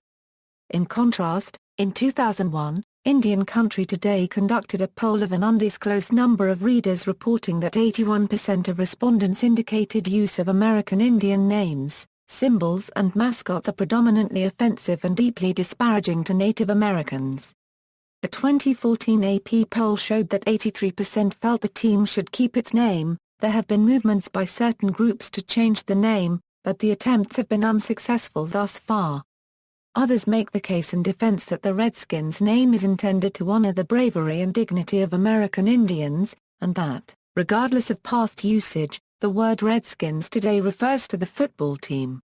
Notwithstanding the protests of activists, a 2002 poll commissioned by Sports Illustrated found that 75% of those American Indians surveyed had no objection to the Redskins name.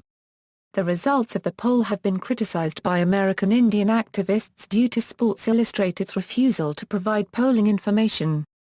But in 2004, a poll by the Annenberg Public Policy Center at the University of Pennsylvania supported the prior poll's findings, concluding that 91% of the American Indians surveyed in the 48 states on the mainland USA found the name acceptable and setting out in detail the exact wording of the questions. In 2013, a letter was written by 10 members of Congress, to team owner Dan Snyder, asking him to consider changing the name of the mascot. Snyder insists that we will never change the name of the team. In 1992, a group of American Indians led by Susan Harjo filed Harjo ALV. Pro Football, Incorporated to have the United States trademarks associated with the Redskins name cancelled under statutes which prevent registration of disparaging terms. The Trademark Trial and Appeal Board in 1999 ruled in favor of the petition and cancelled the trademarks. Following appeals, in 2005, the D.C. Court of Appeals in Pro Football, Incorporated v. Harjo reversed the cancellation, ruling that there was insufficient evidence to support the finding of disparagement and holding that the majority of the petitioners were barred by laches from maintaining the suit. On May 15, 2009, the U.S. Court of Appeals for the D.C. Circuit found an earlier ruling that the American Indians had waited too long to challenge the trademark. The trademark was registered in 1967. American Indians successfully convinced the court to reconsider, based on one of the plaintiffs, Mateo Romero, being only 1-year-old in 1967 and turning 18 in 1984. The court decision affirmed that, even accepting the 1984 date, the American Indians had still waited too long for the 1992 challenge. In November 2009, in Harjo v. Pro Football, Incorporated, case number 8-327, the U.S. Supreme Court declined certiorari and refused to hear the Indian group's appeal. A second case, Black Horse ALV. Football, Incorporated, making the same arguments but with younger petitioners not barred by laches, has been scheduled to be heard by the Trademark Trial and Appeal Board. On June 18, 2014, the United States Patent and Trademark Office canceled the Washington Redskins trademark license for a second time, because the name is disparaging to Native Americans. Bob Rasgoodf, the Redskins trademark attorney, released a statement saying they plan to appeal the ruling. Rasgoodf claims the Trademark and Patent Office lacked substantial evidence to back their claim that the Redskins name was disparaging to Native Americans, as well as the tribes petitioning for the name change. He also claimed that while the appeal process is going on, the trademark will remain valid. Season-by-season records. Cowboys rivalry. The Cowboys-Redskins rivalry is a sports rivalry between two professional American football teams in the NFL that have won 31 combined division titles and 10 championships, including 8 combined Super Bowls. The rivalry started in 1960 when the Cowboys joined the league as an expansion team. During that year they were in separate conferences, but played once during the season. In 1961, Dallas was placed in the same division as the Redskins, and from that point on, they have played each other twice during every regular season. Texas oil tycoon Clint Murchison, Jr. was having a hard time bringing an NFL team to Dallas, Texas.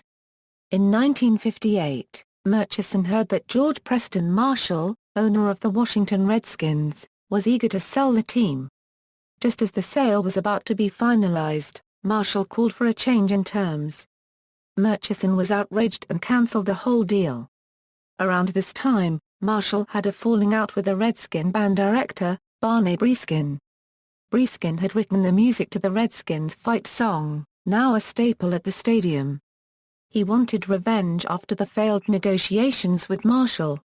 He approached Tom Webb, Murchison unregistered trademark's lawyer, and sold the rights for $2,500.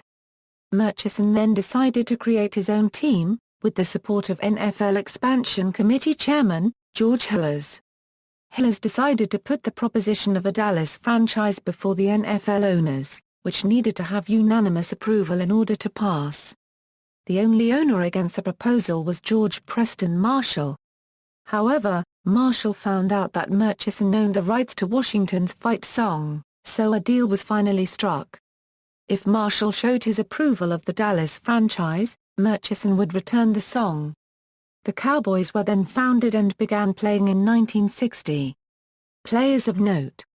Current roster, retired numbers, unofficially retired numbers. The Redskins' policy since Ball's retirement has been to not retire numbers. However, some numbers are unofficially retired and are usually withheld from being selectable by new players. The following numbers of past Redskins greats fall into that category.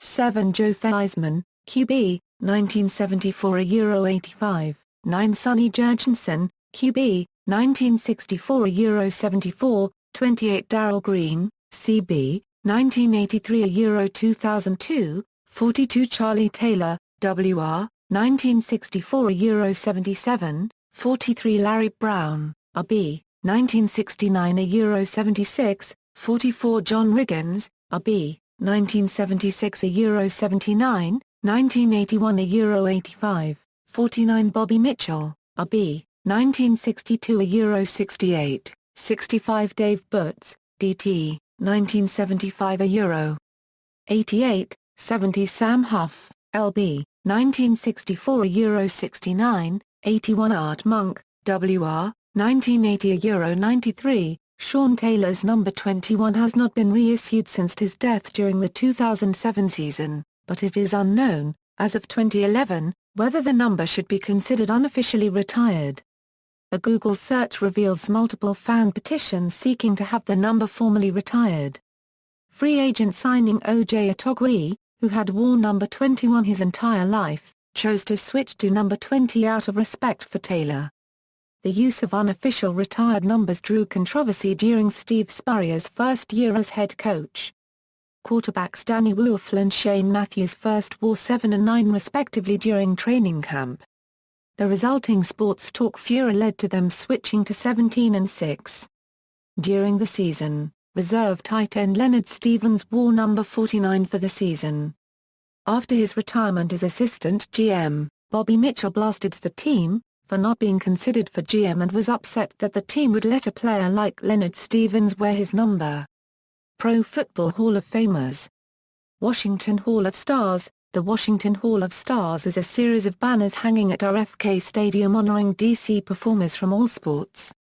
It was previously located on a series of white and red signs ringing the face of the stadium's mezzanine level. Another version hangs on a large sign on one of the parking garages at Nationals Park. The Redskins honored on it include Hall of Famers Allen, Battles, Bohr, Dudley, Grimm, Houston, Huff, Jurgensen, Marshall, Milner, Mitchell, Monk, Riggins, and Taylor. Retired number honorees Brown and Theismann. And the following: Arthur Dutch Bergman, head coach 1943, also coached in D.C. at the Catholic University of America and president of the company that lobbied for the building of what became RFK Stadium, 80 Jean Brito, Delaware, 1951 €58, 65 Dave Butz DT 1975 €88, Jack Kent Cook, team owner 1961 €97, 37 Pat Fisher DB 1968 €77, 55 Chris Hamburger LB 1965 €78, 56 Len Horsey 1964 €77, 66 Joe Jacoby OT 1981. €93, 47 Dick James RB 1955 Euro 63, 22 Charlie Justice RB 1950 Euro 54, 17 Billy Kilmer QB 1971 Euro 78, 14 Eddie LeBaron QB 1952 Euro 59, Vince Lombardi, head coach 1969, 3 Mark Moseley, K 1974 Euro 86, 23 Brigadier Owens SS 1966 Euro 77, 65 Vince Promuto G 1960 Euro 70, 87 Jerry Smith TE 1965 Euro 77, 17 Doug Williams QB 1986 Euro 89, Edward Bennett Williams, team owner 1962 Euro 85. Despite having been elected to the Pro Football Hall of Fame, Turk Edwards, Ray Flaherty, Joe Gibbs, and Paul Krause are not on the Hall of Stars banners. Edwards, Flaherty, and Gibbs had been honored on signs on the prior version of the Hall of Stars. Redskins Ring of Fame. When the Redskins moved out of RFK Stadium, the signs commemorating the Washington Hall of Stars were left behind and the team began a new tradition of honoring Redskins greats via the Ring of Fame, a set of signs on the upper-level facade at FedExField. Unlike the Hall of Stars, which honors historical greats from all sports, the Ring of Fame is limited to honoring Redskins greats. The following is a list of members of the Ring of Fame: George Allen, head coach, 1971 Euro 77 Cliff Battles, RB, 1932 Euro 37, Sammy Baugh, QB, 1937 Euro 52, Gene Brito, Delaware, 1951 Euro 53, 1955 Euro 58, Larry Brown, RB, 1969 Euro 76, Dave Butts, DT, 1975 Euro 88, Gary Clark, WR, 1985 Euro 92, Jack Kent Cook, owner, 1961 Euro 97, Bill Dudley, RB, 1950 Euro 51, 1953, Wayne Curry, Prince George's County Executive, 1994 Euro 2002, Pat Fisher, CB, 1968 Euro 77, Joe Gibbs, head coach,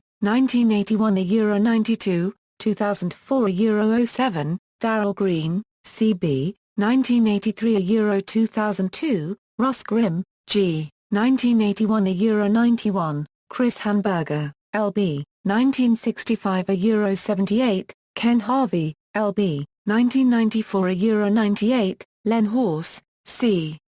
1964 Euro 77, Phil Hochberg, PA announcer, 1963 Euro 2000, Ken Houston, S., 1973 Euro 80, Sam Huff, LB, 1964 Euro 67, 1969, Joe Jacoby, TG, 1981 Euro 93, Dick James, RB, 1956 Euro 63, Sonny Jurgensen, QB, 1964 Euro 74, Charlie Justice, RB, 1950, 1952 Euro 54, Billy Kilmer, QB, 1971 Euro 78, Eddie LeBaron, QB, 1952 Euro 53, 1955 Euro 59, Vince Lombardi, head coach, 1969, Dexter Manley, Delaware, 1981 Euro 89, Charles Mann, Delaware,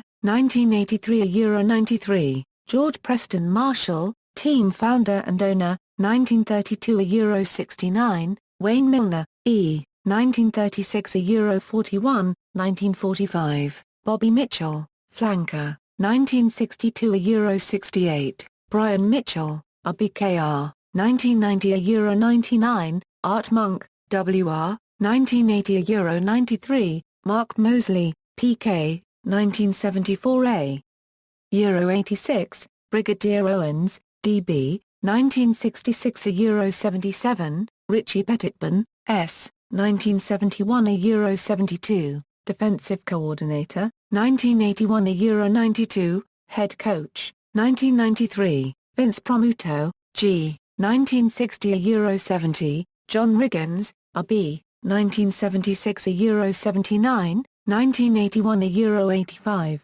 Jerry Smith, TE, 1965 Euro 77, Charlie Taylor, WR, 1964 Euro 77, Sean Taylor, S, 2004 Euro 07, Joe Theismann, QB, 1974 Euro 85, Lamar Bubba Tyer, Head Athletic Trainer, 1971 Euro 2002, 2004 Euro 08, Doug Williams, QB, 1986 Euro 89, Super Bowl. The Redskins have played in 5 Super Bowls, going 3 Euro 2 during that span. They have faced the Miami Dolphins twice, splitting the series. They have also played the Los Angeles Raiders, the Denver Broncos and the Buffalo Bills. 3 Redskins players have been named MVP of the Super Bowl. John Riggins at B44 Super Bowl XVII, Doug Williams QB 17 Super Bowl XXII, Mark Rypien QB 11 Super Bowl XXVI, the 80 Greatest Redskins. In honor of the Redskins' 70th anniversary, on June 13, 2002, a panel selected the 70 Greatest Redskins to honor the players and coaches who were significant on-field contributors to the Redskins' 5 championships and rich history. They were honored in a weekend of festivities, including a special halftime ceremony during the Redskins' 26 Euro 21 win over the Indianapolis Colts. The panel that chose the 70 consisted of former news anchor Bernard Shaw, former player Bobby Mitchell, Senator George Allen, broadcaster Ken Beatrice, Noel Epstein, editor for The Washington Post, former diplomat Joseph J. Sisko, Phil Hochberg, who retired in 2001 after 38 years as team stadium announcer, Pro Football Hall of Fame historian Joe Horrigan, sportscaster George Michael, sports director Andy Pollin, NFL Films president Steven Sabel, and news anchor Jim Vance. The list includes 3 head coaches and 67 players, of which 41 were offensive players, 23 defensive players and 3 special teams players. Among the 70 greatest, there are 92 Super Bowl appearances, with 47 going once and 45 playing in more than one. 29 members possess 1 Super Bowl ring and 26 have more than one.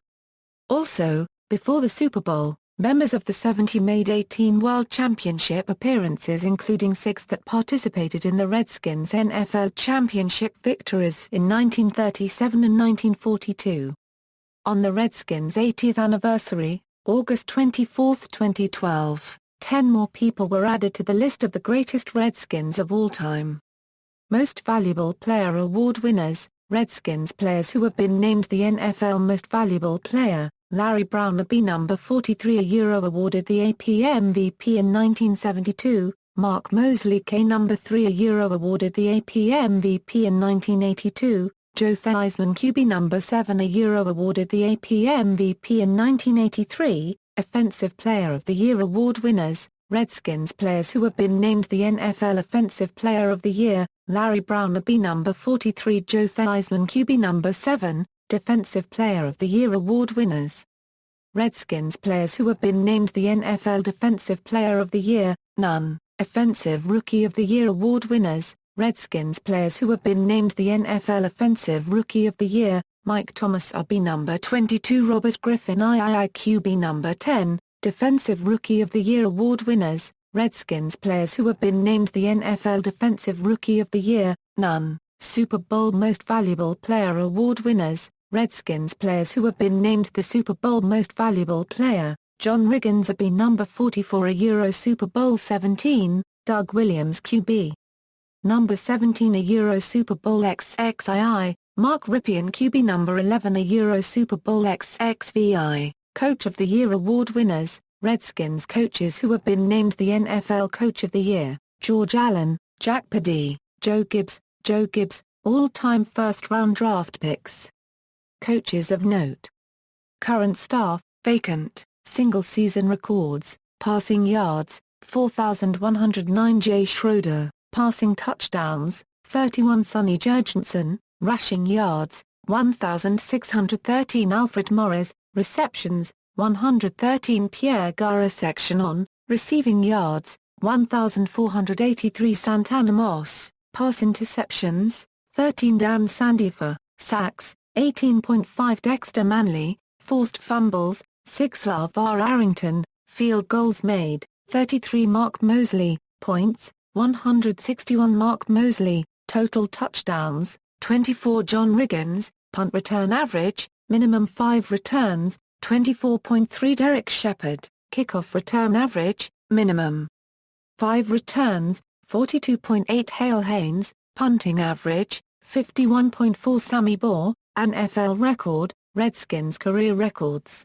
passing yards, 25,206 Joe Theismann, passing touchdowns, 187 Sammy Baugh, rushing yards, 7,472 John Riggins, receptions, 889 Art Monk, receiving yards, 12,029 Art Monk, pass interceptions, 54 Darrell Green, field goals made, 263 Mark Moseley, points, 1,207 Mark Moseley, total touchdowns, 90 Charlie Taylor, punt return average, 13.8.0. Bob Seymour, kickoff return average, minimum 25 returns, 28.5 Bobby Mitchell, punting average, 45.1 Sammy Baugh, sacks, Dexter Manley, forced fumbles, 17 Charles Mann, single game records, receptions, 14 Roy Helu, longest field goal, 59 yards Graham Gano, sacks, 4 Dexter Manley Ken Harvey Philip Daniels Brian Orakpo, NFL records, offense. The Washington Redskins have had 2 14-win seasons, in 1983 and 1991. This is 6th place all-time. The Redskins scored 541 points in 1983, which is 4th most all-time after being surpassed by the 1998 Minnesota Vikings, the 2007 New England Patriots, and most recently by the 2013 Denver Broncos. The Redskins' 72 points against the New York Giants on November 27, 1966, are the most points ever scored by an NFL team in a regular season game, and the 72-41 score amounted to 113 points and the highest scoring game ever in NFL history. The second half scoring for the game amounted to 65 points, the second highest point total for second half scoring and the third highest total scoring in any half in NFL history. The Redskins' 10 touchdowns are the most by a team in a single game, and the 16 total touchdowns are the most combined for a game. The Redskins' 9 PATs are the second most all-time for a single game, and the 14 combined PATs are the most ever in a game. The Redskins set a record for most first downs in a game with 39 in a game against Detroit on November 4, 1990. They also set a record by not allowing a single first down against the Giants on September 27, 1942. The Redskins have led the league in passing 8 times, in 1938, 1940, 1944, 1947 a Euro 48, 1967, 1974 and 1989. Only the San Diego Chargers have led more times. The Redskins led the league in completion percentage 11 times, in 1937, 1939 a Euro 1940, 1942 a Euro 45, 1947 a Euro 48 and 1969 a Euro 1970, second only to the San Francisco 49ers. Therefore straight years from 1942 a Euro 45 is the second longest streak. The Redskins' 9 sacks allowed in 1991 are the third fewest allowed in a season. The Redskins completed 43 passes in an overtime win against Detroit on November 4, 1990, second most all-time. The Redskins have sold out every home game since 1958. Defense: the Redskins recovered 8 opponents' fumbles against the St. Louis Cardinals on October 25, 1976, the most ever in one game. The Redskins allowed 82 first downs in 1937, third fewest all-time. The Redskins have led the league in fewest total yards allowed 5 times, 1935 a Euro 37, 1939, and 1946, which is the third most. Their 3 consecutive years from 1935 a Euro 37 is an NFL record. The Redskins have led the league in fewest passing yards allowed 7 times, in 1939, 1942, 1945, 1952 a Euro 53, 1980, and 1985, second only to Green Bay. The Redskins had 61 defensive turnovers in 1983, the third most all-time. The turnover differential of plus 43 that year was the highest of all time. The Redskins had only 12 defensive turnovers in 2006, the fewest in a 16-game season and second all-time. Special teams: the Redskins led the league in field goals for 8 seasons, 1945, 1956, 1971, 1976 Euro 77, 1979, 1982, 1992. Only the Green Bay Packers have ever led more. Their 49 field goals attempted in 1971 is the most ever attempted in a single season. Broken by David Akers' 2011 season. The Redskins and Bears attempted an NFL record 11 field goals on November 14, 1971, and the Redskins and Giants tied that mark on November 14, 1976. The Redskins' 28 consecutive games, from 1988 to 1990, scoring a field goal is third all-time. The Redskins have led the league in punting average 6 times, in 1940 Euro 43, 1945, and 1958, second only to the Denver Broncos. Their 4 consecutive years from 1940 Euro 43 is an NFL record. The Redskins have led the league in average kickoff return yards 8 times, in 1942, 1947, 1962 Euro 63, 1973 Euro 74, 1981, and 1995, more than any other team. The Redskins' all-time FG record is 59 IDs. It was set 11 Euro 06 Euro 11 by Graham Gano against the San Francisco 49ers at FedExField. Broadcasting. Radio. As of 2008, the Redskins' flagship station is WTEM, owned by Red Zebra Broadcasting, which in turn is owned by Snyder. As of the 2013 season, Larry Michael is the voice of the Redskins on the radio. He took this role in 2004 after longtime announcer Frank Herzog left. Michael is joined by analysts Sonny Jurgensen and Chris Cooley. Jurgensen is a former Redskins quarterback who has been in broadcasting since he retired from the team in 1974, much of that time spent working for his former team. Cooley played fullback and tight end for the Redskins from 2004 until 2012 and made the Pro Bowl twice. Cooley replaced Sam Huff, the former Hall of Fame linebacker who played several years with the Redskins, as color commentator following Huff's retirement at the end of the 2012 season. Another former Washington tight end, Rick "Doc" Walker, is the sideline reporter and Kevin Sheehan hosts the team's pregame show. Longtime Redskins running back return man Brian Mitchell also contributes to broadcasts.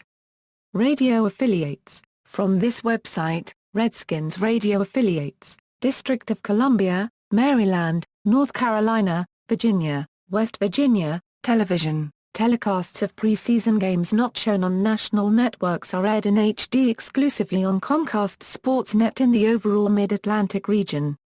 WSC-TV broadcasts preseason games in SD in the Washington, D.C. area.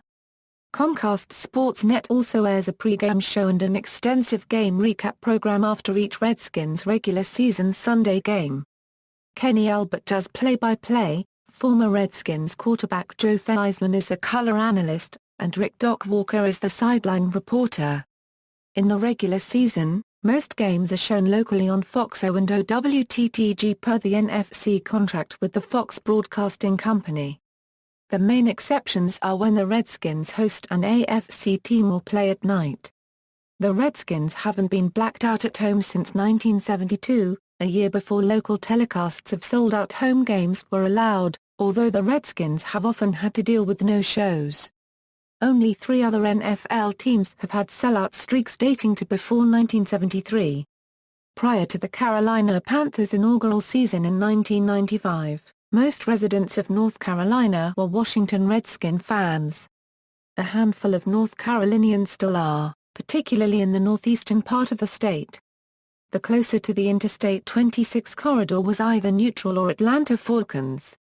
Therefore prior to 1995, the Washington Redskins were often on television but not mandated by the NFL. A Triangle Redskins fan club still exists in Raleigh as of 2011. Superstition regarding U.S. presidential elections. For 17 of the past 19 United States presidential elections, a win for the Redskins' last home game prior to Election Day coincided with the incumbent party winning re-election. The exceptions were in 2004, when the Republican Party incumbent George W. Bush won re-election despite the Green Bay Packers beating the Redskins, and again in 2012, when Barack Obama retained the presidency on November 6, despite the Redskins losing to the Carolina Panthers on November 4, 21-13.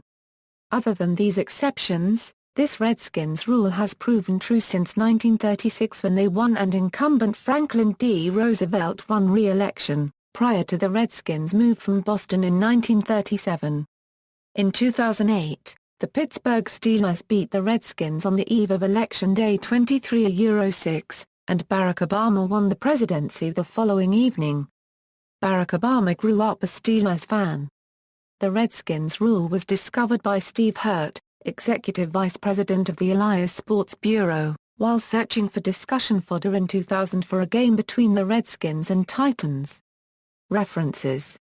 Further reading, Michael Richmond, The Redskins Encyclopedia. Philadelphia, Pennsylvania, Temple University Press, Thomas G. Smith, Showdown, JFK and the Integration of the Washington Redskins. Boston, Massachusetts, Beacon Press, 2011. External links, official website, Washington Redskins at NFL.com, Washington Redskins at pro-football-reference.com.